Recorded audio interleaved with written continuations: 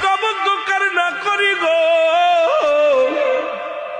আমার স্বামীর যদি খেদমতে ত্রুটি হয় তুমি বেজার হয়ে যাবে আল্লাহ, আমি যেন আমার স্বামীর খেদমত করতে পারি। চোখের পানি ছেড়িয়া ছাড়িয়া কাঁদতে লাগলো রে।